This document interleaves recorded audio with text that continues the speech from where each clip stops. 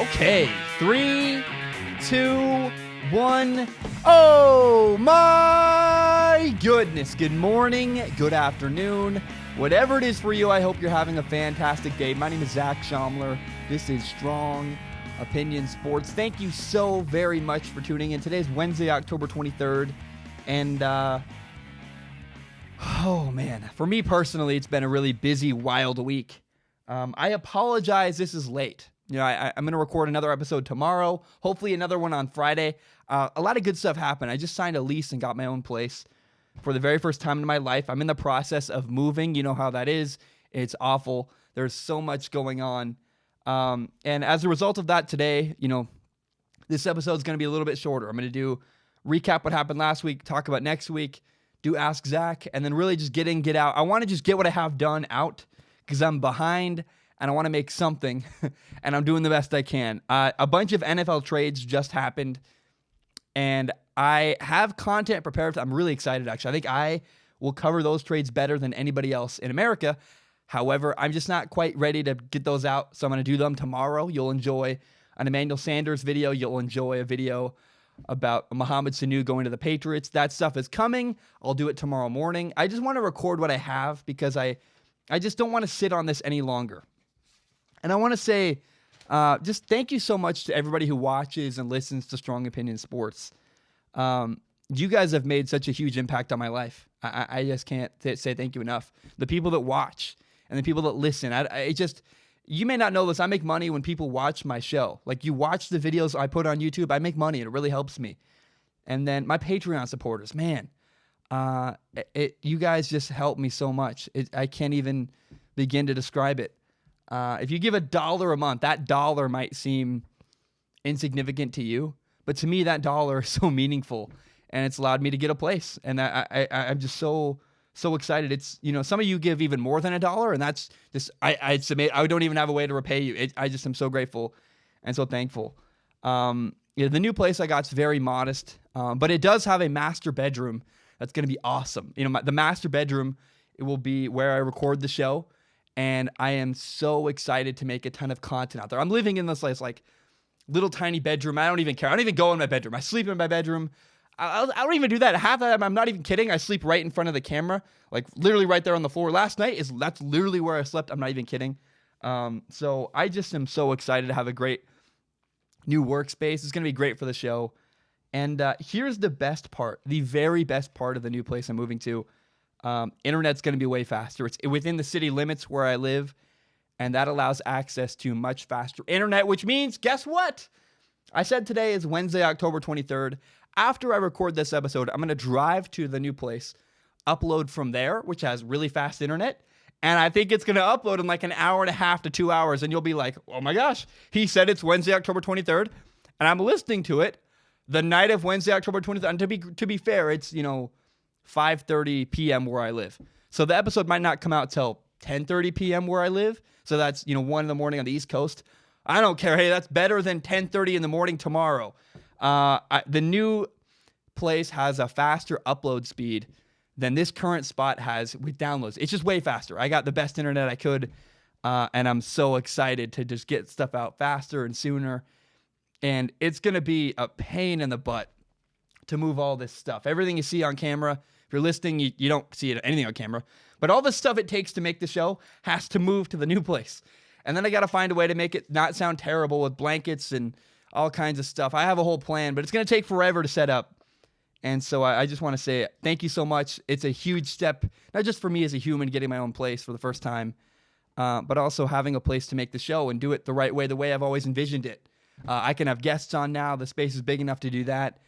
It's just going to be so much better, and I can make more timely content. You know, if something happens on Monday morning, you might finally hear my opinion on it Monday night instead of Thursday afternoon, because it's always taken me so long. It's taken me like 10 hours to upload an hour-and-a-half podcast, and so now it's going to take me like 2 hours with the new internet, and I'm just so grateful. I'm rambling on now, but I just cannot say thank you enough to the people who support me on Patreon and the people who watch and listen to this show, man. It just is... I really want to reward you guys with incredible content. I'm doing the best I can.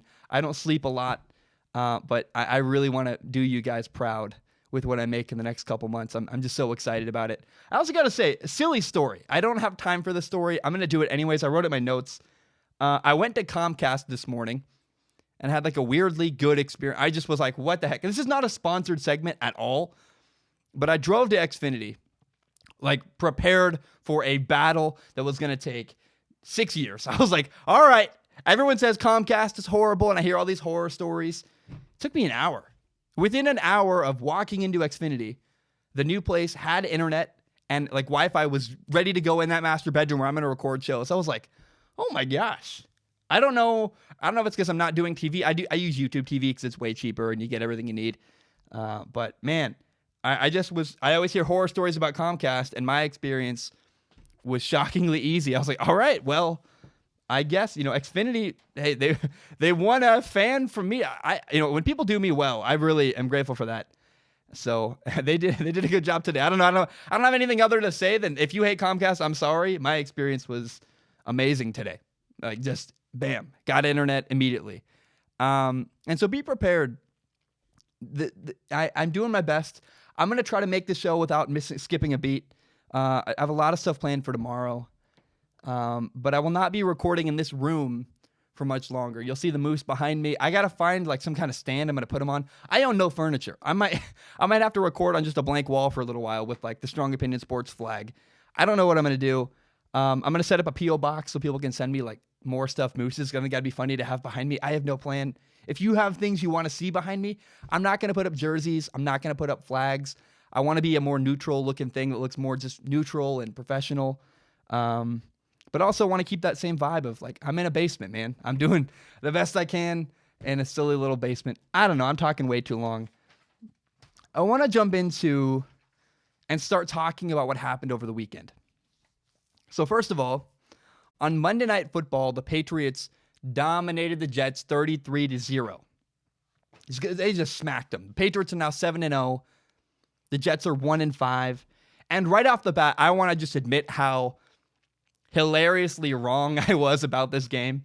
I suggested, very stupidly apparently, that there was a chance the Jets could upset the Patriots. Oh, no. Nope. Your boy Zach was wrong. I do a segment sometimes called Zach is a Genius where I make fun of myself. Yeah, apparently not a genius today. I was just totally wrong on that. And it's really funny. Right after the Jets beat the Cowboys 2 weeks ago now, the Jets beat the Cowboys. Sam Darnold played great. And I made a video and made a whole topic about, I thought that Sam Darnold was going to bring the Jets a lot of hope. I thought Sam Darnold, things are looking up. He's playing well. Oh my gosh, it's so exciting. And the hope that Sam Darnold brought the Jets was just very quickly crushed by the New England Patriots. They were like, oh no, that feeling of hope you had? Nah, not at all. And it's funny to me because it's the second time this has happened. A couple weeks ago, I made a video about UCLA football saying, Dorian Thompson-Robinson, he looked really good at quarterback. And one game, he led UCLA from a giant come-from-behind victory. And I was like, man, he revitalized UCLA football. UCLA football has hope. And then the very next game, he got injured and was out. He missed a bunch of time. And, DTR has not been what I wanted. And next thing you know, UCLA's 2-5. So I just want to admit I was wrong about this game. It's hilarious how wrong I was. And I also want to point out that Sam Darnold, the Jets quarterback, is 22 years old. He's younger than Dwayne Haskins. He's younger than Drew Lock. He's younger than Gardner Minshew. All three of them are rookies. Sam Darnold is actually in his second year in the NFL. He's younger than them, even though he's been in the NFL for longer. Sam is also over 2 years younger than Baker Mayfield. I'm not ready to panic about Sam Darnold. He's in year 2. He's a young quarterback. He's learning. He's growing. And I want to give every quarterback until year 3 before I bail on them. If Sam Darnold has a really bad game like this at the beginning of next year, then yeah, I'm ready to say it's just not working. Like Mitchell Trubisky, it's not working in Chicago. He's not made the progress we need. But Sam Darnold is early enough. Okay, let's wait. Let's see what happens with Sam Darnold. But even me, I like Sam Darnold. I've always supported him. I met him in high school. I watched him play live in college. I've always liked Sam Darnold. Even I have to acknowledge he looked awful on Monday Night Football. And one of the stories that surfaced after this Monday night game is the Ghost Gate. I'm going to call it Ghost Gate because it's stupid and no one else is calling it that, and I can say whatever I want. It's a controversial quote that originated from the ESPN broadcast of Monday Night Football. It's Sam Darnold saying on the sidelines in the middle of this game, after throwing an interception, saying, "I'm seeing ghosts." He said, "I am seeing ghosts." And everybody overreacted to this comment. And what it boils down to me, basically, is Sam Darnold admitting and saying that the Patriots defense was confusing him. This happens a lot. You have a team like the Patriots run such a complicated offense. This is the number one problem people have coming from college football to the NFL is not only are guys faster, windows are smaller, you got a better arm, but defenses are more complicated. And the Patriots threw everything they had at Sam Darnold, and he's just looked lost and confused at times. He was seeing things that weren't there. That's what he means, seeing ghosts. I'm seeing defenders that aren't there. I'm seeing blitzers and disguised things, and I'm just lost and confused. But of course, social media and TV hosts just went off on Sam Darnold for this quote. And I get it. I understand kind of. I don't think it's that terrible of a quote. And I guess you can say it could make him look bad. Does it make Sam Darnold look bad to admit that he's struggling? I mean, if you want to interpret it that way, you can. I think it just makes him look human. Sam Darnold is a young guy who, obviously, if you look at the number, Sam Darnold was 11 for 32 passing. That's an abysmal 34% completion percentage. Yeah, he was struggling. He was having a bad game. He had 4 interceptions. He had another fumble. He had 5 total turnovers. And his team, the Jets, had 6 total turnovers. Yes, Sam Darnold was having a bad game. And you know what he did on the sideline? He said, "I'm seeing ghosts. I am struggling." He just acknowledged what everyone else could observe. Oh yeah, Sam, you're playing really, really bad. And he had a lot of bad moments. He had throws that were nowhere near receivers. He had bad interceptions. One of them was a play where the Patriots blitzed him. He had a guy in his face, and he threw off his back foot. It just looked like he panicked. You can't do that as a quarterback. I can acknowledge that's awful. And then Sam made one of his best throws he could before halftime on a 3rd and 15, made a great throw against tight coverage, but then he follows it up on a 4th and 4 where he just airmails the ball way over Robbie Anderson's head, and you go, "Oh, Sam, you're just so inconsistent. This is not working." He was a mess. And then to add insult to injury, on the other side of the field, you have Tom Brady, who's like, it's Tom Brady. He's making incredible throws into tight windows. He's throwing back shoulder fades down the left sideline. He's doing his thing. To me, this quote from Sam Darnold, "I'm seeing ghosts," is just Sam being honest. He's like, "Hey, guys, I'm not doing well tonight. I can acknowledge that." Now, the Jets were furious. A lot of people from the Jets organization were upset that the Jets aired the quote on TV.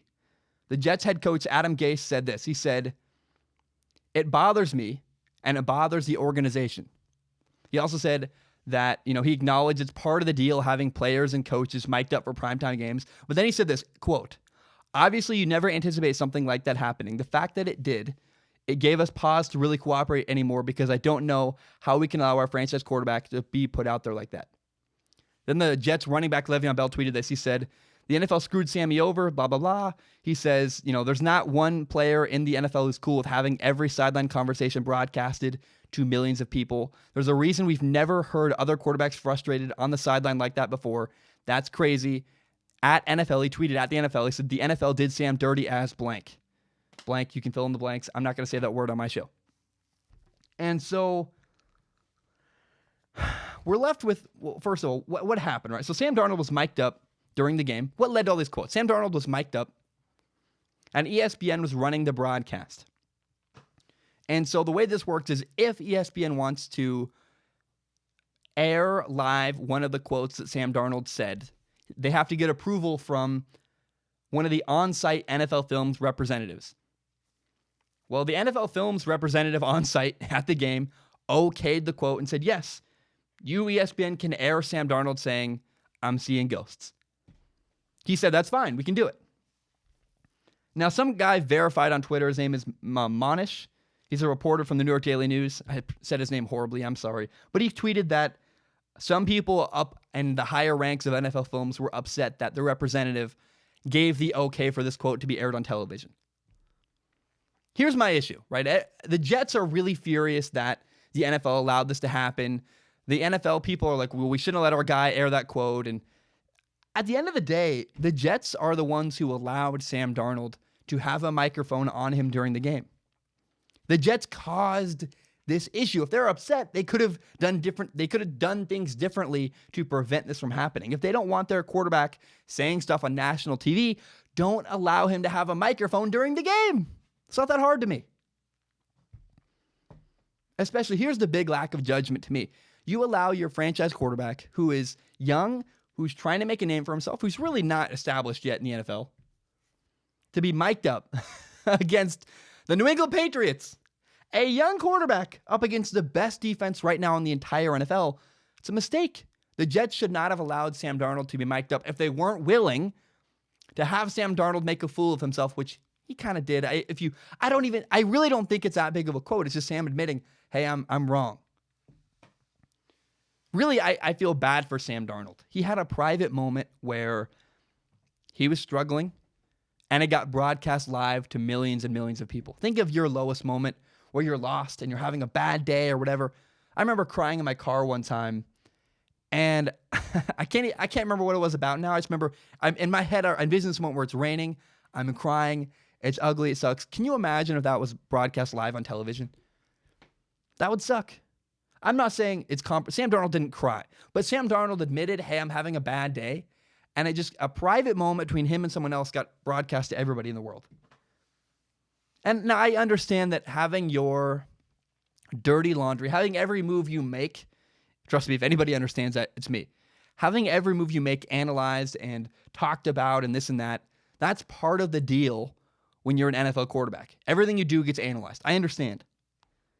But I don't think Sam's quote is the big embarrassment here. I think if you're going to be embarrassed about something, Sam Darnold should be embarrassed about the way he played. He played like trash. He played like hot garbage on Monday night against the Patriots. Let's just be very, very honest about what happened. The Jets, on all levels, got outclassed by the New England Patriots on Monday Night Football. That's what happened. The Patriots are a more mature organization. They have better management. They have an experienced head coach. They have a veteran quarterback, a great defense. It's an expert playing against a rookie, right? It's a mismatch. Watching the Jets and Patriots was like watching me play one-on-one basketball with a 5-year-old, right? If it happened in real life, I'd be very kind to the 5-year-old. I would allow the 5-year-old to have a little bit of success, make him feel good, whatever. But if I actually really wanted to beat the 5-year-old at one-on-one basketball, a pickup game of basketball, I could easily dominate. I could block his shots. The kid can barely. I just envision a kid who's like, he's 5 years old, struggling to dribble. I'm guarding him. I steal the basketball away. I'm like laying it up in his face. Patriots Jets was like watching an adult dunk on a 5-year-old. It's just not fair. It's not, and not even into the, like, I guess it's fair because they have the same parameters. But the point is, it's a giant mismatch. And the Jets got embarrassed. Every level of their organization is 33 points behind the New England Patriots. And it could have been more. It could have been worse. So you can really focus on this quote from Sam Darnold. Look, I think it's a guy admitting he's having a bad day, which he was. He was being honest. I don't think the quote makes him look bad. I think the quote makes him look human. I think the Jets are silly for reacting and saying the NFL screwed them over because, again, the Jets made the decision to put him on and to make him mic'd up. I think the victim here, and not the victim, is the guy who's going to struggle the most out of all this is Sam Darnold. He's going to live with this quote. It's going to hang out with him for a long time until he overcomes it and shows he's a good quarterback. But even that, that's the key here is this quote from Sam Darnold. I'm seeing ghosts. If he has a great career, it's not going to matter. The only reason that this seeing ghosts quote has any kind of power to it is because Sam Darnold hasn't played incredible throughout his career. He's struggled at times. It's the only reason anybody cares. You know what else we learned about Sam Darnold here, and this is unfortunate, is that it's unfortunate he has the capacity to have a bad game like this. 5 turnovers, just looking lost, making throws that are nowhere near anybody, a 34% completion percentage. Now we know that Sam Darnold is capable of that, And that's really the biggest and most concerning takeaway from this game is I like Sam. I think he has hope. He's a young quarterback. I'm going to give him I think he should get through next year to really see what he has. But if we don't see progress next year, then yeah, there's a big problem. It's going to be time. But I just think that we learned that he's capable of really, really negative, really bad play. And that's kind of horrifying if you're a Jets fan. I feel bad for them. I think it's pretty funny. Some people were saying, I would rather have Sam Darnold than Dak Prescott. Oh, those people look stupid today. Because, look, I think that Sam Darnold might have a higher ceiling and more, like, the best of Sam Darnold might be better than the best of Dak Prescott. But also, Dak Prescott's never had a game as atrocious as what Sam Darnold showed on Monday. So, I think those people, Dak as even keeled needs to be appreciated a little bit more. The last point I want to make about the Patriots, the only concern I have about the New England Patriots is their kicking game. Their kicker got hurt. He's done for the year. The new guy they brought in is not as good. The Patriots are 7-0 right now. But their one concern is will they miss a kick in a big moment down the stretch? That's my only concern about the Patriots. Look like they are poised to go back to the Super Bowl. And I am just excited to watch what follows with the Patriots. What do they turn into? I think they're a team that could win the Super Bowl this year. They just got a little bit better with Mohamed Sanu. And they clearly were better than the Jets on Monday Night Football. Now on Sunday, oh man, let me drink some drink. You don't know what this is. Now this special drink I drink, and I'm not telling anybody what it is. It's not too sweet. It's not alcoholic. It's perfect for me though, man. Makes me happy. The Cowboys dominated the Eagles 37-10 on Sunday. And a lot of people are really, really excited about the Cowboys quarterback, Dak Prescott. He was 21 for 27 passing at 239 yards passing. One touchdown, did have an interception. And I know that I'm supposed to be impressed with this performance. I'm supposed to go, oh yeah. A lot of Cowboys fans have sent me messages over the last couple of days saying, see, Dak is elite. See, you're wrong about Dak Prescott. You're just a hater. I was not impressed with the Cowboys beating the Eagles 37-10. I mean, I guess it's a good team win. Dak Prescott didn't surprise or supremely impress me. Remember, your number one is running back Ezekiel Elliott had 22 carries for 111 yards. He had a lot of help. But the story is also not, ooh, look how good Dak is. The story is, oh my gosh, the Eagles are terrible, terrible on defense. I mean, really, they were awful in all phases of the game. I felt, their quarterback, first of all, I don't mean to burst your bubbles, Cowboys fans, but this is not an impressive win. The Cowboys beating the Eagles is not some impressive win that needs to be celebrated. If you're a Cowboys fan and you're celebrating beating the Eagles, I get it, first of all, because it's a division rivalry and Cowboys fans and Eagles fans hate each other. But if you're a Cowboys fan who's so excited and really celebrating your victory over the Eagles, you're wrong. Because it's just not that impressive of a win. First of all, Eagles quarterback Carson Wentz was 16 for 26 passing. He had 191 yards, one touchdown, but he had 3 turnovers. He had 2 fumbles and an interception. That's not good. And as much as I really want to come down really hard on Carson Wentz, say he's awful and terrible, the truth is his offensive line really struggled.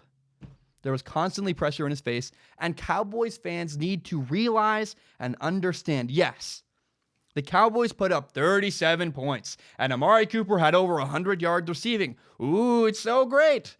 But the Eagles' secondary is terrible. Terrible. They have bad technique. They blow coverages often. They have guys wide open. So I'm not impressed with Dak Prescott having a solid game against the Philadelphia Eagles. I just don't care. By the way, he had 239 yards passing. He had 1 touchdown and an interception. He didn't exactly shred them to pieces. That's not the most incredible stat line I've ever heard. Dak did his job, and that's what he does. I don't hate Dak Prescott. In fact, I really like Dak Prescott, but Dak Prescott is an average quarterback. He's not elite. I've talked about him before. People get mad at me. Yes, I'm responding to Cowboys people that hate me. I understand. I love Dak Prescott. He's a good leader. He does things right. He's very stable. He's never too high, never too low, but he's also definitely not never too great. He's just not elite. I know never too great's not a real good English saying. English is hard.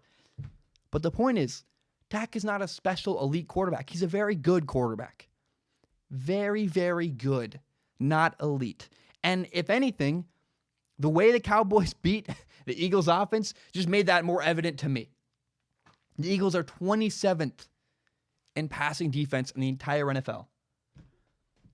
So I am not at all impressed with the Dallas Cowboys having a good game against the Philadelphia Eagles. Okay, great. I was more intrigued it was more telling when Dak Prescott and the Cowboys struggled against the Saints and the Green Bay Packers, two actually really good defenses where Dak didn't show up and didn't have a great game. That's far more telling than Dak having an average game against a really bad secondary, the Philadelphia Eagles. Look ahead. If you're a Cowboys fan, look ahead. Week 10, Week 11, and Week 12. The Cowboys play the Vikings, the Lions, and then the Saints. Then the Patriots. Week 10, 11, 12, the Cowboys play the Vikings, the Lions, and the New England Patriots, and Tom Brady. Good luck.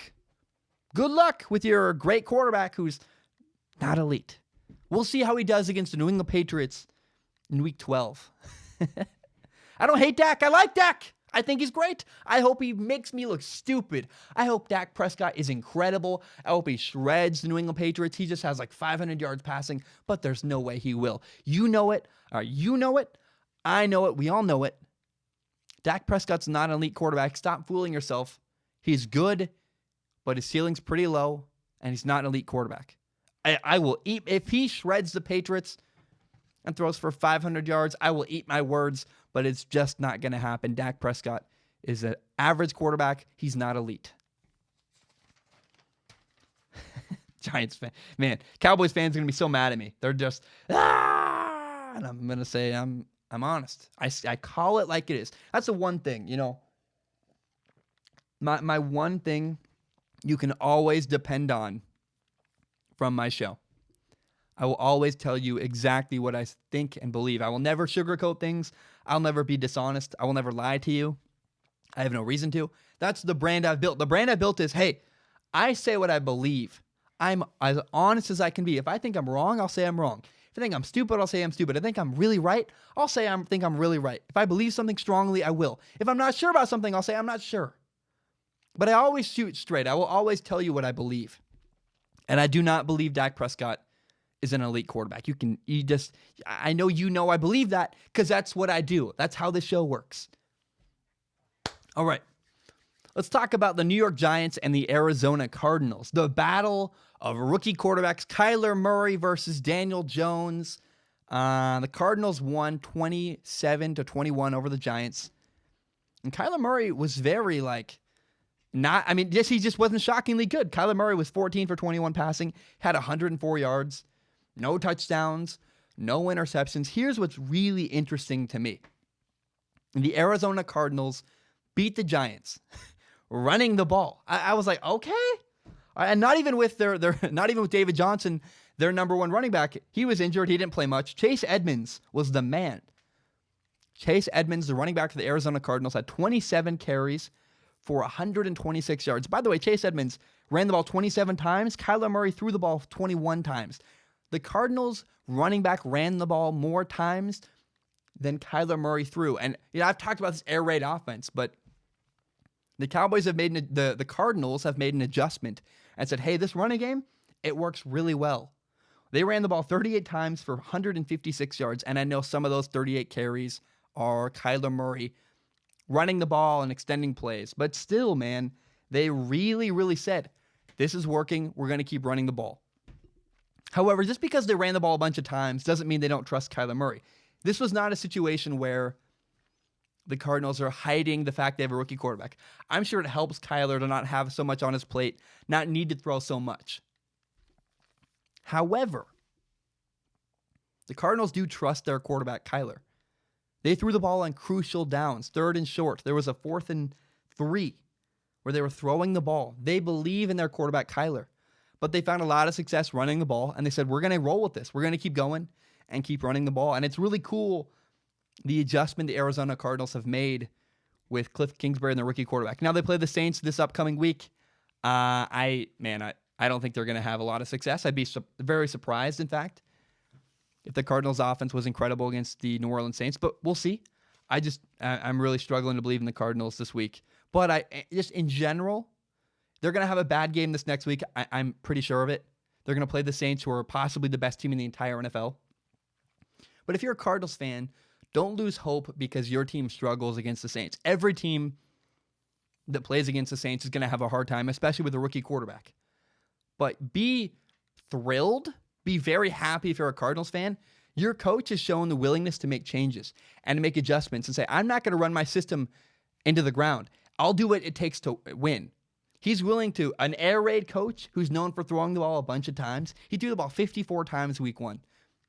An air raid coach, Cliff Kingsbury, ran the ball 38 times. Ran the ball more times than his quarterback threw with just one player, let alone the other guys. If you're a Cardinals fan, take great joy and be very happy. Our coach is willing to adapt and do what's necessary to win football games. Cliff Kingsbury is not a one-trick pony. He's smart. He's a great offensive coach. I like what the Arizona Cardinals are doing. Now, Giants rookie quarterback Daniel Jones was 22 for 35 passing, had 223 yards, 1 touchdown, 1 interception.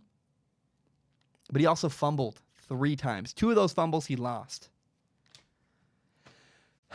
In my estimation and what I see, Daniel Jones now officially has a fumbling problem. He has 13 turnovers this season, 6 fumbles and 7 interceptions. He has 8 total touchdowns. 8 total touchdowns and 13 turnovers. That's not good. In fact, it's very, very bad.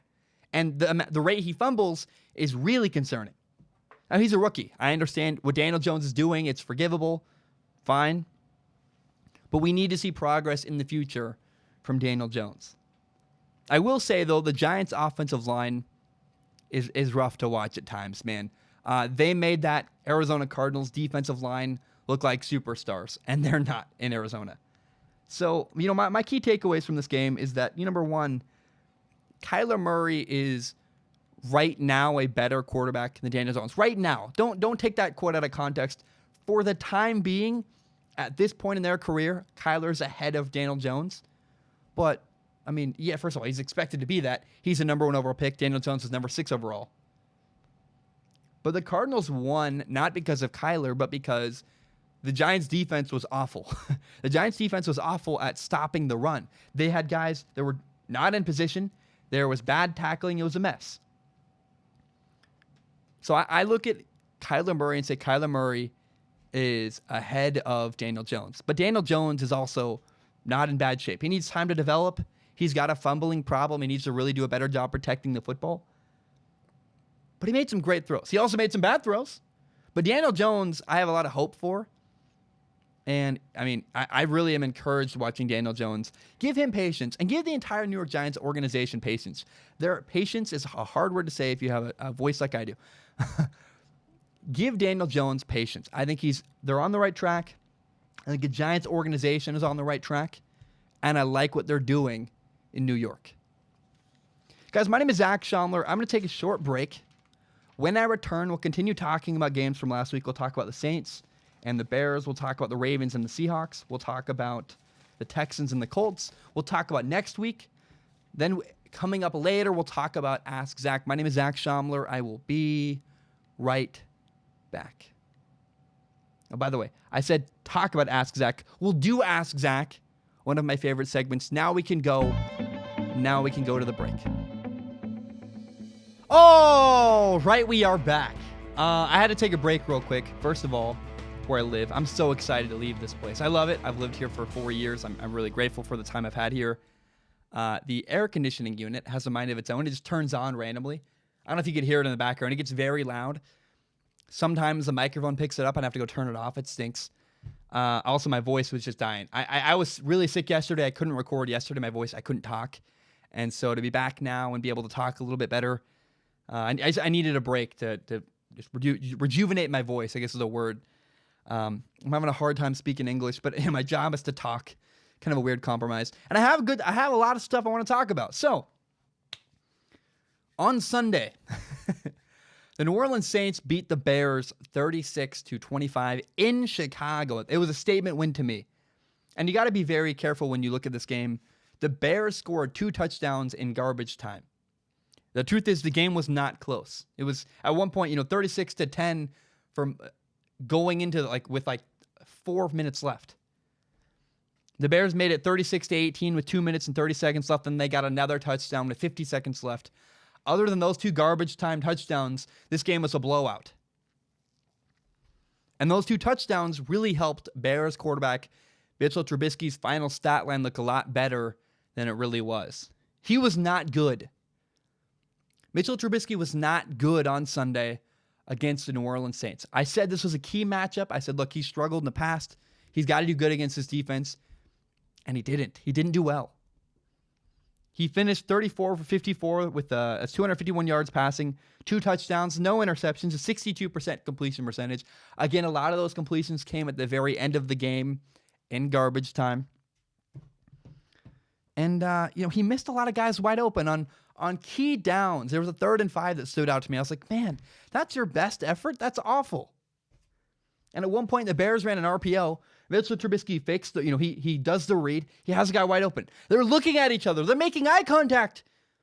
And Trubisky doesn't throw the ball. And I'm like, what are you doing? It's there. Throw the ball.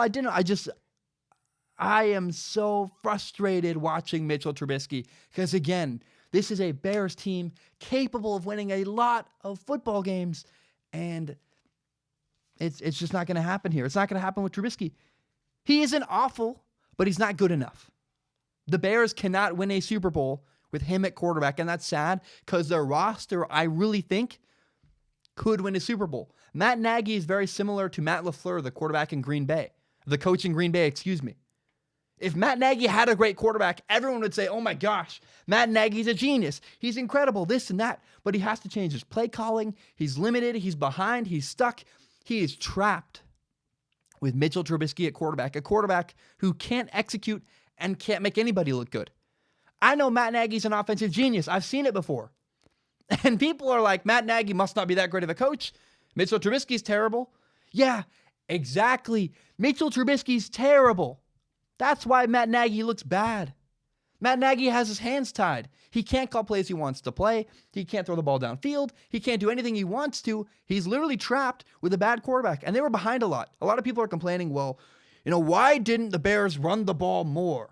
I guess I'm becoming a Matt Nagy defender. This isn't even in my notes. I just remember reading comments that are like, well, Matt Nagy didn't run the ball. It's like, they were down significantly. When you're down by a lot of points, you got to throw the ball because running the ball doesn't help you. Here's the thing. The Bears need to move on from Mitchell Trubisky. If they don't, they're going to waste the good years they have left with that defense.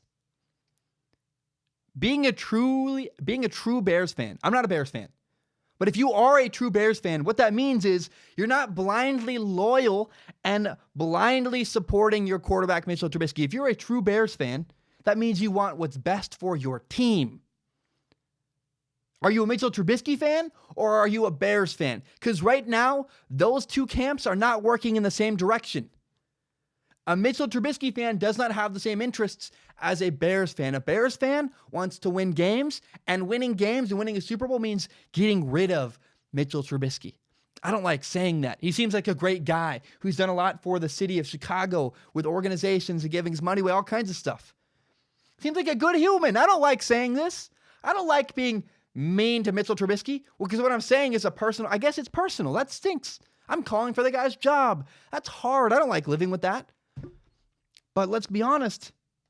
What's best for the Bears is not Mitchell Trubisky at quarterback. The Saints dominated the Bears. They dominated them. And the Bears roster has lost faith in their quarterback. I don't care what people are saying. I don't care what anybody on the Bears roster is giving from a quote. Bears fans will say, well, this guy said this and this guy said this, and don't send me quotes because quotes are lies. People say whatever they have to the media because nobody trusts the media. I'll tell you what I see. Here's what I see. The Bears defense doesn't think Mitchell Trubisky is good enough to beat a good team. The Bears defense struggled at the end of the game and wilted against Teddy Bridgewater and the Saints offense. That means, hey, the Bears said, you know what? We have no chance. We can't win this game. It doesn't matter how much you want to. It's internally, do you believe you have a chance? And the Bears looked like internally, they're going to keep fighting, but they lost hope deep inside their hearts and said, you know what? No matter what we do on this team, Mitchell Trubisky's not good enough to help us beat the Saints. We have no chance in this game. That's why the Bears gave up 36 points. Their great defense gave up 36 points because they lost hope. I know it's silly. I know far too often broadcasters talk about hope and these ideas that are like very, very that's not analysis of football, but so much of the game of football is emotion. There's emotional swings and emotional tides in games. Does your team believe they have a chance? It matters in every phase of the game. The offensive line, guys, it's effort. Your effort diminishes when you don't think you have a chance to win the game. And the minute the Bears realized, our quarterback isn't good enough to help us win the game, even their best effort, what they thought was their best effort, they couldn't put out there because they just lost hope deep inside. I know that's silly. I know it makes people mad. Bears fans are furious, I'm sure, listening to this. But Mitchell Trubisky is not the answer with Chicago. Now, how about the Saints? The Saints made a bunch of plays all over the field. Their special teams had a blocked punt. They were fantastic. They had 2 fumble recoveries on defense. And by the way, the Saints are about to get Drew Brees back. It's terrifying. I think it's very possible we get the Saints and the Patriots in the Super Bowl. 2 really good teams, the 2 best teams in football to me. I said at the beginning of the year, enjoy Tom Brady this year and enjoy Drew Brees this year because we don't know when we're ever going to get to see them again. Tom Brady sold his house. There's rumors he's going to move on from the Patriots after this year. Whether he retires, I don't think he's going to retire. I think the truth is that eventually the Patriots are going to say, Tom, you're old and we need to move on for the sake of our franchise. But the Saints, this team has it all. Latavius Murray, their other running back, a guy who was a backup in Minnesota last year, who had some good carries and did some good stuff. Alvin Kamara is the number 1 back for the Saints. This guy, Latavius Murray, came in the game, had 119 yards rushing on Sunday. The Saints offense, their defense, their special teams, every phase of this Saints team is incredible. This Saints team has it all. And so right now I look at the Saints and go, it's probably the Saints and the Patriots in the Super Bowl in February. Now maybe it's the Saints and the Colts, but New Orleans is the team to beat in the NFC. All right, on to another game. The Ravens beat the Seahawks 30-16 in Seattle. What a game. It was fun, by the way. It was a dark, misty day in Seattle, one of those just rainy games where both teams are trying to run the ball heavily.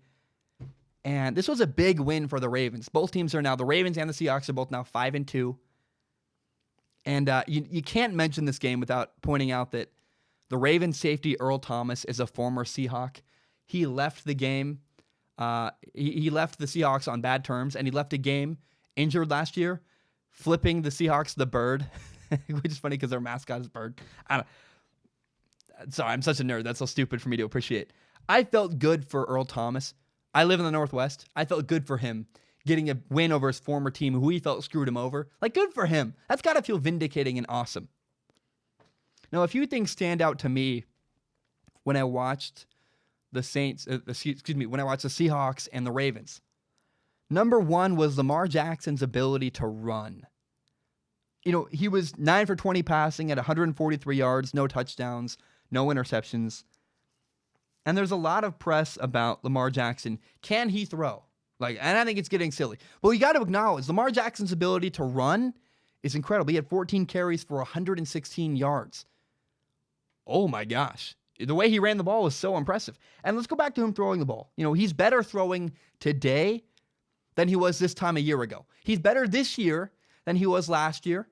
And my prediction is he'll be better next year than he is this year. Lamar Jackson is on an upward trajectory as a quarterback. He gets better every time I watch him. He's just getting a little bit better. You got to stop criticizing Lamar Jackson. Can he throw? Just stop it. Like I think I did a segment earlier this year where I even talked about it. And I am curious to see how Lamar Jackson does against better teams, against the Patriots, I think they play, I can't remember their schedule. I don't know it off the top of my head. But I know there's tough games coming up for the Ravens. How will Lamar Jackson play against really great defenses? I don't know. But stop worrying about his ability to throw the ball. He can throw. He's getting better every time, but his running ability is awesome. And I really, really love the way that the Ravens have embraced his ability with his legs. His legs are a big part of his game. I mean, if a guy can dunk, let him dunk. If a guy's great at something, how about you use it instead of trying to hide it or lock it away? I met a coach who coached against Lamar in college. And he said the thing that's most impressive about Lamar Jackson is not his top-end speed. Lamar Jackson's fast, but his top-end speed is not the impressive thing. It's how quickly he can get there. His acceleration. You blink and he's gone. You blink and he's suddenly at top speed. He's not overwhelmingly fast once he gets there. He's very fast. Don't get me wrong. But it's how quickly he can accelerate and turn the corner. I saw an example of this. It's 3rd and 10. He avoids a sack. He runs away to the left. And then he just turns the corner, runs for not only the first down, but for like 20-something yards, maybe 30 yards. He just turns the corner and he is gone. Lamar Jackson is special running the ball. And then he slid. Lamar Jackson's progressing not only as a thrower. Every time I watch Lamar Jackson, his anticipation gets a little bit better. And his accuracy gets a little bit more consistent. Not great. There's still room to improve for sure. But he's also learning how to slide and protect his body. I love watching Lamar Jackson. He's a star in this league. And I think he needs a little bit more love. Now, the Ravens' defense was also really solid. They held Russell Wilson to 27 yards rushing. What they did, the Ravens' defense, was a really solid job limiting Russell from running around. He wasn't able to extend plays the way he normally does. He wasn't able to run as well. They tracked him really well and did a good job containing him in and around the pocket. And the new addition to the Ravens defense, Marcus Peters is a cornerback that the Ravens traded for from the Rams very recently. Immediately, he made a big impact. So Russell Wilson was 20 for 41 passing, had a not good completion percentage, 48%. 1 touchdown and 1 interception. We'll talk about Marcus Peters in a minute.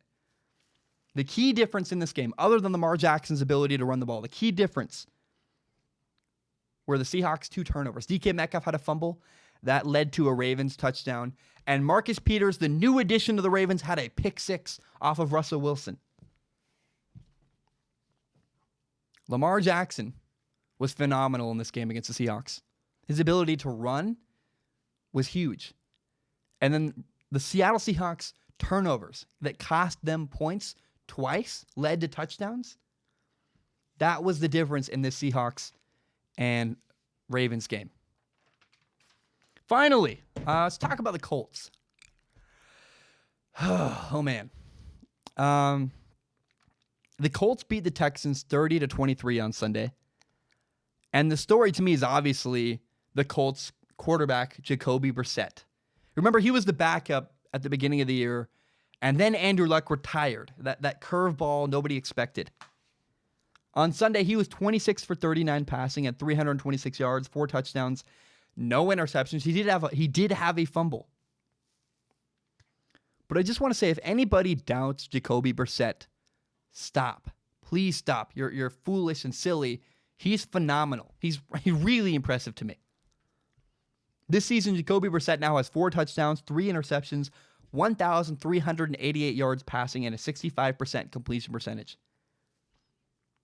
And his team is now 4-2 with back-to-back wins over Patrick Mahomes and now Deshaun Watson. He's phenomenal. I love it. And this is a big win for the Colts. Their defense played great. I was really curious to watch what kind of coverage the Colts defense played. I think it would have been very silly for the Colts to try to play man coverage. So when the Colts played the Kansas City Chiefs a couple weeks ago, what worked for them was man coverage, and really, holding down, playing press man coverage against the Chiefs because they have very limited wide receivers. Well, that wouldn't work if you're playing against the Texans because the Texans have DeAndre Hopkins and Kiki Kuti and Will Fuller and Kenny Stills. And by the way, it's funny, the Colts, in spite of changing their coverage, two receivers for the Texans, DeAndre Hopkins and Kenny Stills still had both each over 100 yards receiving. But they played a lot of zone coverage. They made a change. They didn't play man coverage. And all things considered, playing against a great quarterback and a great offense, I really think that the Colts defense did a great job. Here's what really impressed me. Not only was it their versatility, the ability to go from playing fantastic man coverage to now playing fantastic zone coverage, but the way they got pressure with their defensive line, with a 4-man rush, with a 5-man rush. Oh my gosh. It's so hard to beat the Colts because they can get pressure without sending extra guys after the quarterback. Their front seven is incredible. And just, I am so impressed with this Colts defense. They're a force to be reckoned with, and they're really scary. They're just really, really good. They're a defense that, with Jacoby Brissett playing really, really well, and this great defense, Jacoby Brissett's good enough to win a Super Bowl. Absolutely. Think of quarterbacks that have a defensive-led team that's won a Super Bowl. Joe Flacco with the Ravens. I'd take Jacoby Brissett over Joe Flacco any day. There was a lot of teams in the past that have, the Bears got to the Super Bowl with a great defense, but Rex Grossman, their quarterback, wasn't good enough. Jacoby Brissett is good enough. He's not the most impressive quarterback in the entire NFL. I will admit that. Jacoby Brissett is not an elite quarterback. But he's somewhere a little bit above the Dak Prescott territory. Jacoby Brissett's the real deal. He's good enough to win a Super Bowl. He might be better. I just don't know him well enough. And so I am so impressed with him. This Colts defense combined with Jacoby Brissett and their awesome, well-designed offense by Frank Reich. Man, the Colts are a scary force to be reckoned with. And I am concerned for anybody who plays against them coming up. I will also say, Texans fans are going to comment this. They're very angry. They will say that the ref stole a touchdown from them.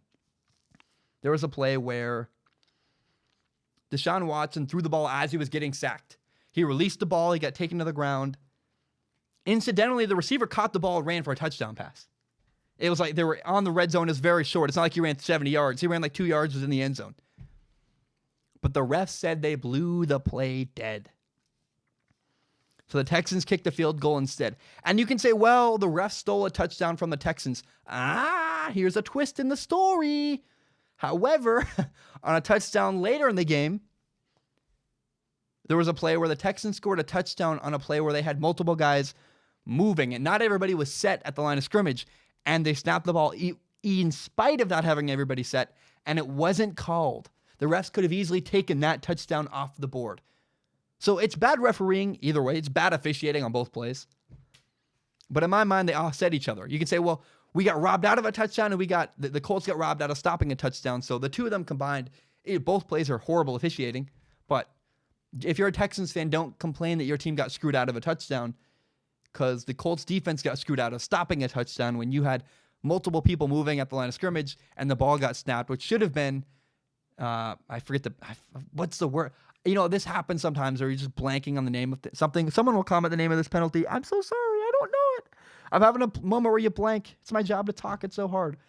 The point is this, is that really to me, the story of this game is Jacoby Brissett is phenomenal. The Colts defense is terrifying. And the Colts are legit. They have a chance to win a Super Bowl. I was really very, skeptical. When Andrew Luck retired, I was like, yeah, this team, I don't know what to make of them. The truth is the Colts are really good. They've beaten good teams. And when you look ahead at the rest of their schedule, they have 3 games that are tough. That's it. The rest of their games are kind of cupcake games you can win. Look, every game in the NFL is a good game. Every team has a chance every week because that's how the NFL works. It's not like college football where you're having Clemson play New Mexico State out of Albuquerque. It's every team is good and capable of winning a football game. But if you look ahead at the Colts schedule, they have, they play at the Texans in November. They play at the Saints in December. Then after they play the Saints, they play the Panthers. There's 3 games that are tough left for the Colts. After that, oh man, they're in great shape. And so, Colts are sitting pretty. I think they're likely a either an 11-5 team, a 12-4 team, maybe even a 13-3 team.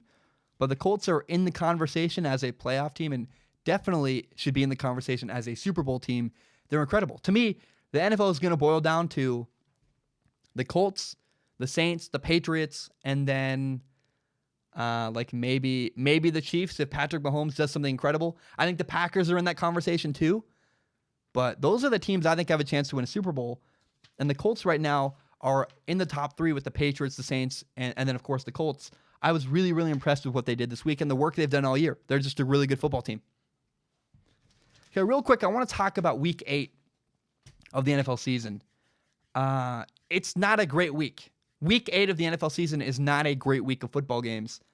Sure, there will be some surprise games where nobody can expect, I don't know, like maybe the Redskins beat the Vikings on Thursday Night Football, but I just don't see it. I see a lot of games that look like mismatches this week. So that odd week in the NFL where you go, none of these games are that great. I'm sure the Redskins play at the Vikings. That's Case Keenum and Adrian Peterson going back to Minnesota. But it's still going to be a beatdown. The Vikings are significantly better than the Washington Redskins. The Broncos or the Colts, that could get really ugly really fast. The Cardinals have a rookie quarterback, Kyler Murray. They're going into New Orleans to play the Saints. That's a mismatch. And then Sunday Night Football, the game that could have been amazing but won't be, is the Packers at the Chiefs. The Chiefs don't have their star quarterback, Patrick Mahomes. He's out for the next couple weeks with an injury. And so really, Week 8 of the NFL season has a bunch of duds, a bunch of games that I'm like, I don't really care. It's not that interesting and not that compelling of a storyline. However, there are 3 games that I am curious to watch and excited to watch. Number 1 is the Jets at the Jaguars. I know you're like, what, Zach? 2 toilet bowl teams. The Jets are 1-5. The Jaguars are 3-4. What are you talking about? This is not an interesting game. Here's why it's interesting. It's Sam Darnold versus Gardner Minshew. 2 quarterbacks who have had bright moments this year, who have kind of fallen off, and we've kind of, everybody doubts Sam Darnold. He had a horrible game on Monday Night Football. He has a opportunity to respond here in a big way. And then you have Gardner Minshew, Minshew Mania, which probably ended. A lot of people are skeptical of him. So I'm excited to see what happens. No, I'm excited to see what happens between the Jets and the Jaguars. It's going to be really fun. And I think it's going to be a good game with 2 interesting quarterbacks who've had struggles and highs and lows. And I want to watch it. Number 2 is the Panthers at the 49ers. This is why this game is interesting. The Panthers are 4-2. The 49ers are 6-0. I just want to see how Kyle Allen, the Panthers quarterback, does against a legit, really good defense. The 49ers defense is terrifying. And he should struggle. Kyle Allen is going to struggle on Sunday. How does he respond when he gets punched in the mouth? That's what I want to learn about Kyle Allen this weekend. He's going to have bad moments. He's going to throw a pick 6. He's going to fumble. He's going to do bad. But how does Kyle Allen respond in that bad moment when he struggles a little bit? That's what I want to see. A lot of Cam Newton fans are doubting Kyle Allen. Kyle Allen replaced Cam Newton when Cam got hurt. And then Kyle Allen's had some success. So a lot of people that like Cam Newton are like, oh my gosh, Kyle Allen's terrible, overrated. A lot of people really don't like Kyle Allen. Well, he has a chance here to prove himself to Panthers fans, to people in the region of South Carolina, the state of South Carolina, the city of Charlotte. The city of Charlotte. Because one time I said the city of Carolina because I'm a dimwit. I said the wrong thing. The city of Charlotte is very curious to see how Kyle Allen does on Sunday against a really good 49ers defense. He has a chance to prove himself. I can't wait to see what happens. The third game I'm curious to watch on Sunday. It's a game that I just have, I guess you would call it morbid curiosity. It's the Browns at the Patriots. It should get very ugly. I think it's going to be a blowout by a lot. I think the Patriots are like 2 touchdown favorites. The story here is struggling Browns quarterback Baker Mayfield against an elite, incredible, really good Patriots defense. Oh, and don't forget, Bill Belichick has a special hatred for the Cleveland Browns organization because he was once their head coach and they fired him. So I really think the storyline of this game is how badly do the Browns get beaten on Sunday? Like, I know it's kind of morbid. It's kind of wrong to like I'm not rooting for a team to get blown out, but they're going to get blown out. So let's see how bad it can get. Personally, I hope Baker does well. I like Baker. I got to say all that stuff because Browns fans will get mad at me. And I genuinely like Baker. I hope he has a great game. But he's going to get killed on Sunday against the Patriots. And I wonder how bad. I wonder how bad it's going to get. And now, for the record, I hope I'm dead wrong. I hope Baker has 5 touchdowns. And, I mean, I guess their talent is there, right? The talent in Cleveland is there. But I learned my lesson last week when I said the Jets had a chance to upset the Patriots. No way do the Browns have a chance to upset the Patriots. It's not going to happen. The best they can hope is that Baker Mayfield can hold his own on Sunday. So those are the 3 games I'm excited to watch. There's not a lot of good games. There's a lot of duds this weekend if you're an NFL fan. However, those 3 games, the Browns at the Patriots, the Packers? Not that game. Oh, man. It's the Jets at the Jaguars, the Panthers at the 49ers in San Francisco, in Santa Clara, I guess. The Panthers, Kyle Allen against the 49ers in Santa Clara, and the Browns at the Patriots. Those are the 3 games I'm really excited to watch during Week 8 of this NFL season. Guys, my name is Zach Schaumler. I'm going to take a short break, but before I do, we'll take a break, and then we'll do Ask Zach. But before I take a break, I do this topic every single episode. If you're struggling, please go get help. Please go get help. 3 years ago, my younger brother took his life. It was heartbreaking. It sucked. The worst thing I've ever been through by far. And I learned 2 really painful lessons when that happened. Number 1 is that if you're struggling, go get help. Go ask for help. My brother never told anybody he was having a hard time. And one time I went home and I found him dead on the floor, and it was painful and awful. And I hated it. It just was the worst thing I've ever been through. The suicide hotline is 1-800-273-8255, 1-800-273-8255. If you're struggling, please go get help. But the other part of it that's sad, the second failure and the second lesson I learned from my brother's death is that I didn't make it clear to him that we could talk, that my door was open, that, my point is, be very clear to the people in your life. Tell them you love them. Tell them you're there for them. Tell them that the door is open. You will listen to them if they're having a hard time. I didn't do a good enough job making it clear to my little brother, hey man, I'm here for you. I love you. If you're having a hard time, let's talk about it. Come over. Let's talk. So, man, if you're struggling, go get help. 1-800-273-8255. And then be clear to the people in your life. Make it clear to them. Hey, I love you. I'm here for you. If you're having a hard time, my door is open. You can have a hard conversation with me. We don't need to just talk about sports all the time. Guys, my name is Zach Schaumler. I'm going to take a short break. When I return, we'll do Ask Zach. I will be right back. Oh, right, we are back. I just want to apologize real quick. I have no idea how this episode sounds. If it sounds terrible, I'm sorry. I hope you understand that my voice is just not at 100% today. I'm having a hard time talking. I'm doing the best I can. I know my job is to talk, and so I'm just doing the best I can. And if it sounds weird, I'm sorry. And I will be better tomorrow and be better the next day. I also want to say I got a haircut today. I hope you like it. I like it. I just saw it when I went to the bathroom, and I was like, oh, hey, Zach. You look not terrible. I kind of like it. So I don't know why I brought that up. I just was like looking in the mirror, and I was like, you know what? You forgot to acknowledge the haircut at the beginning of the show. Someone's going to comment about it. So I might as well comment. But it's too late. We're an hour into the show. No way that, someone already commented. I'm sure a bunch of people already commented it. It's time for Ask Zach. Ask Zach is the way I end every single one of my podcasts. People who support me on Patreon, patreon.com/Zach Schaumler. It's $1 a month. You can give more if you want. Please do. It pays my rent. It's very helpful to me. It makes a huge impact on my life. But $1 a month gives you access to submit questions to me on Patreon. I only accept questions on Patreon. You can send them to me through Patreon's DM service. You can send them to me. You can comment on a post I do on Patreon. And I will not guarantee to read your question on the show, but I will guarantee if you submit a question to me for Ask Zach, I will look at it with my eyeballs, my own eyeballs. I'm the person that does it. I look at it, I prepare it, it's fun. I do all the work for this show. And I pick the top couple questions at the end of every single episode to discuss on this show. I want to start today with a question from Patrick.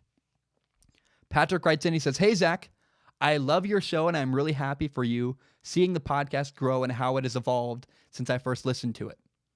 My question today is, we're halfway through the college football season, and in my opinion, there are a couple players who have a shot on winning the Heisman this year. Joe Burrow, Jalen Hurts, Tua, and Justin Fields are playing really good football, but I think Jonathan Taylor could also possibly win it. Who do you think deserves to take the Heisman Trophy home at this point? As an LSU fan, I personally would love to see Burrow win it, and I think he could also be the first quarterback taken in the next draft. I'd love to hear your thoughts on this. Greetings from Germany, Patrick." Patrick, I think you hit it right on hit the nail right on the head. That's a great question. I think the 5 names you brought up, Tua, Jalen Hurts, Jonathan Taylor, Joe Burrow. Why am I blanking on the last one? Joe Burrow, Justin Fields from Ohio State. Those are the 5 names I would also throw into the bucket and say these 5 guys really have a chance to win the Heisman Trophy. If the season ends today, Joe Burrow wins the Heisman. He's been phenomenal, been incredible. He's the second leading passer in the nation. He's got 2,484 yards passing. He's only behind the Washington State quarterback, Anthony Gordon.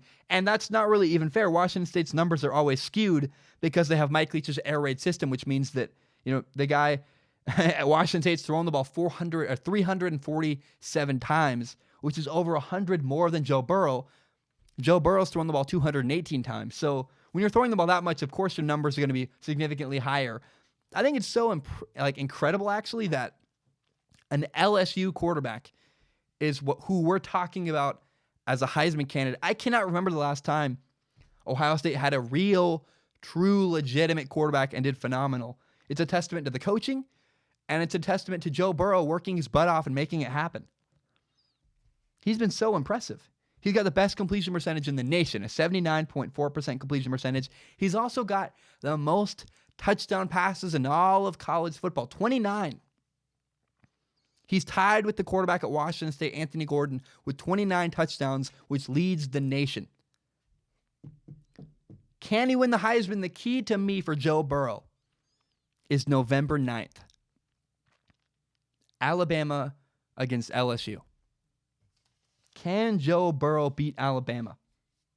That's the question. The Heisman's down to 5 guys, right? It's Jalen Hurts, the quarterback at Oklahoma, Tua Tagovailoa, the quarterback at Alabama, Justin Fields, Ohio State's quarterback, Jonathan Taylor, the Wisconsin running back, and obviously Joe Burrow. Joe Burrow beating Alabama would be his Heisman moment. It's not just numbers and statistics that people care about. They want a good story. They want this, they want that. They want a moment they can remember that is, quote, the Heisman moment. It's a big thing with the Heisman Trophy. Joe Burrow beating Alabama is the difference between him being the Heisman Trophy winner and then being the Davey O'Brien Award winner. He's going to win the Davey O'Brien Trophy. That's the best quarterback in college football. Goes to that every year. Jalen Hurts will not have a Heisman moment. I look at Jalen Hurts' career so far, season so far. He had one big game against Texas where they won. It wasn't really that close at the end.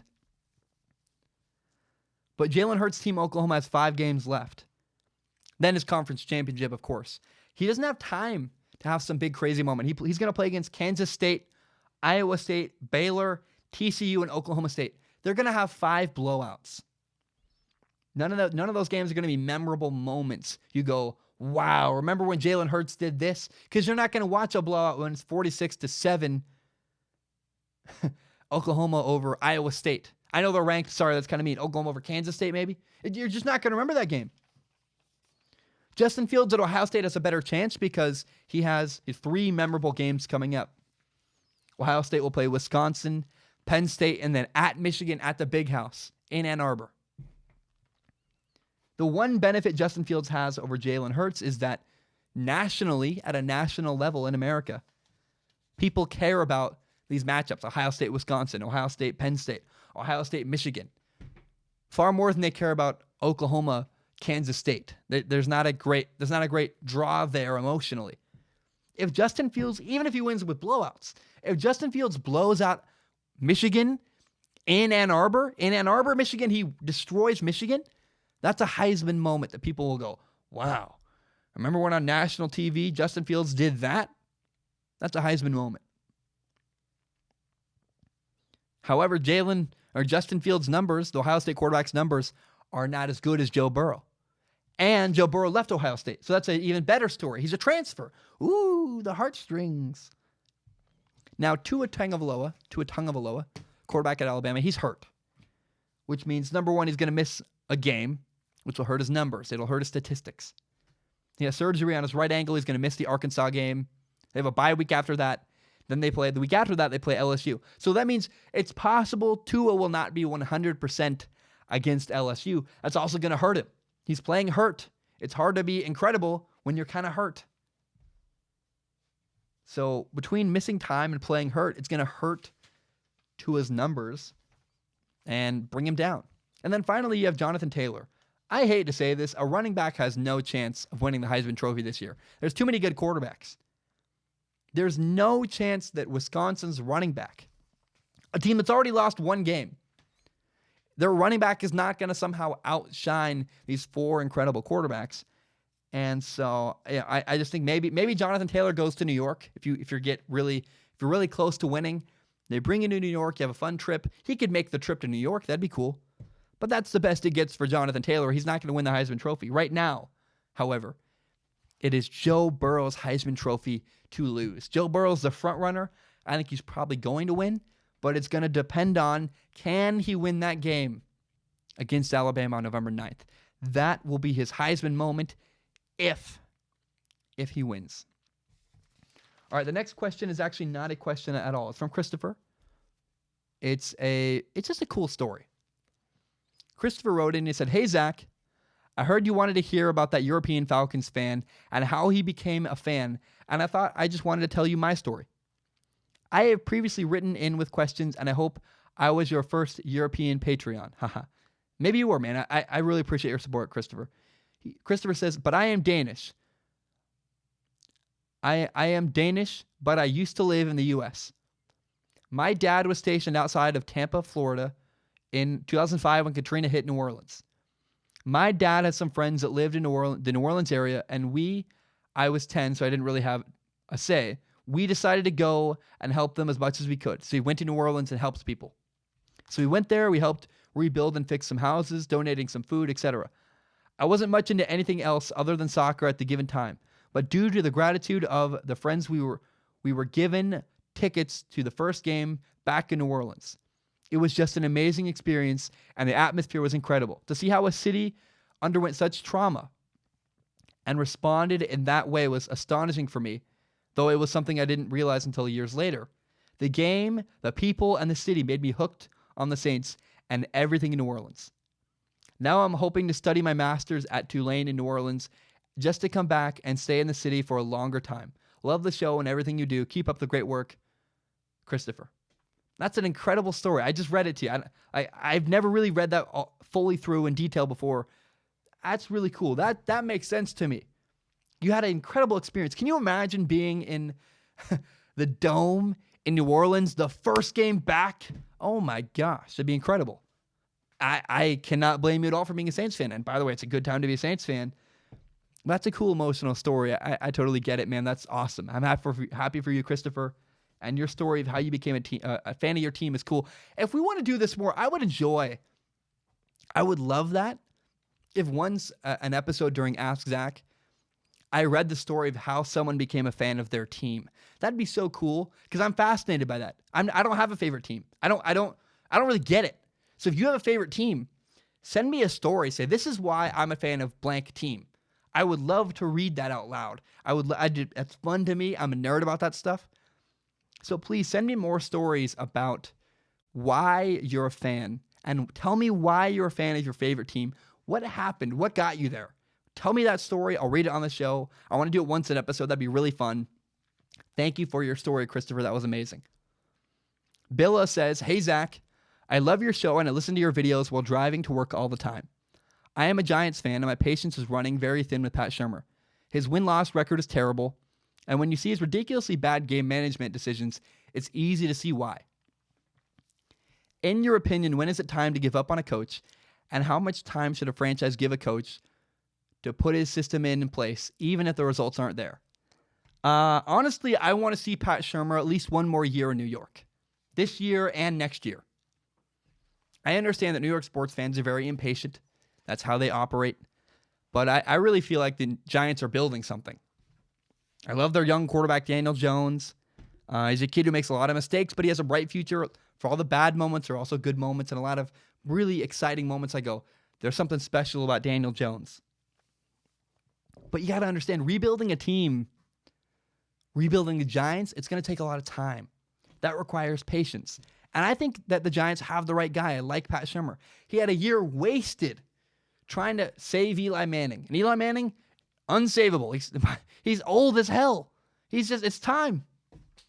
Now the Giants have a young quarterback. They just need to have the patience to allow Daniel Jones to progress and get better. So I think the Giants need to have a little more patience and give Pat Shurmur a little more time. Now, I will say, his situational errors, clock management, I actually don't know what they are. I'm sorry. I wish I did. I would love it. Hey, Billa, if you sent me, it's Biluh. It's Billa. I think it's how you say that.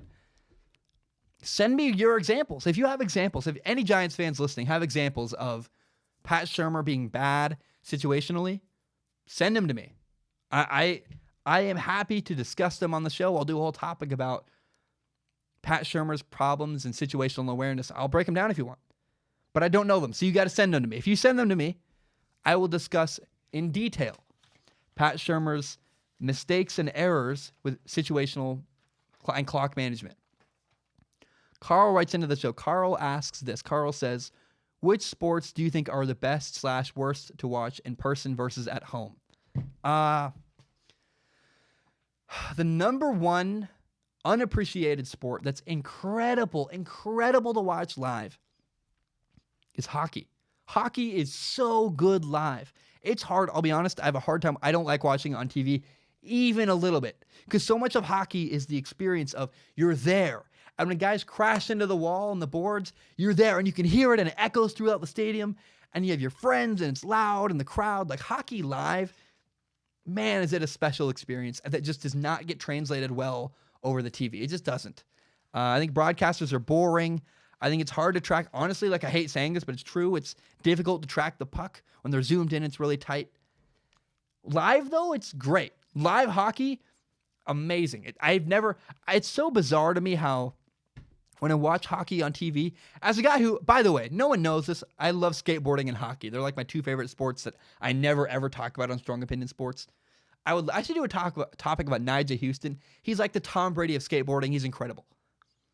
But hockey's awesome. Hockey's got a great culture. I like it.